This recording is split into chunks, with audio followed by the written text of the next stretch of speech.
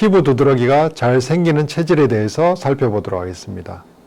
첫째, 뚱뚱한 사람보다는 비교적 야윈 사람에게 많이 발생합니다. 혈분의 열은 뚱뚱한 사람보다 야윈 사람이 비교적 많습니다.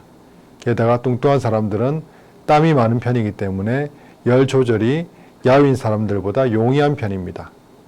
둘째, 아토피 기왕력이 있는 사람들에게 잘 발생합니다. 아토피도 혈분의 열로 인해서 발생합니다.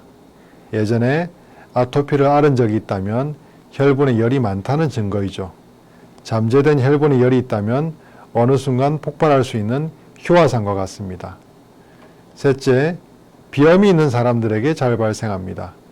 비염약을 오래 복용하거나 비염을 앓고 있는 사람에게 피부 두드러기가 발생할 확률이 높습니다.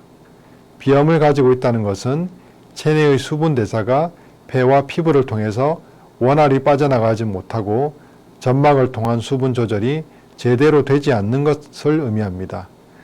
한의학적으로 피부와 폐는 긴밀한 관계에 있고 오랜 기간 동안 비염약을 복용했다면 점막이 건조해지고 기능이 제대로 되지 않는 경우가 많습니다.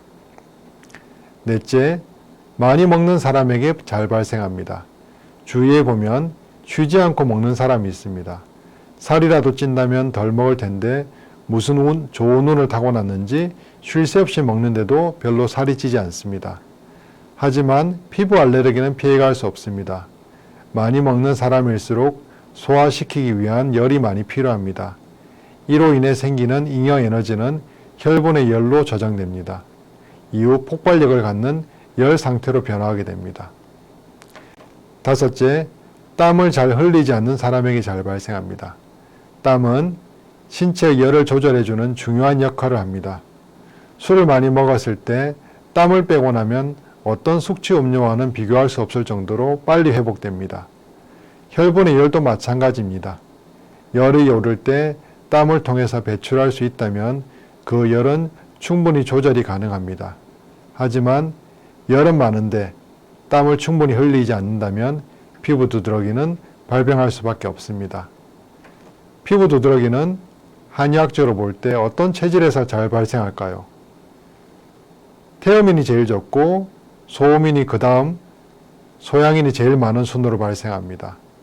열이 많고 태음인에 비해 비교적 땀을 적게 흘리는 소양인에게서 피부 두드러기가 발생하는 빈도가 높고 그 증상이 심합니다. 소음인도 추위를 잘 타고 몸이 차가운 사람들이 많지만 땀을 잘 흘리지 않고 열이 한쪽으로 몰리는 경향이 있습니다. 그로 인해 열이 많은 태음인보다 피부 알레르기가 꽤 많은 수가 발생하는 편입니다. 태음인은 열이 많고 땀이 많은데 피부 알레르기가 생각보다 많지 않습니다.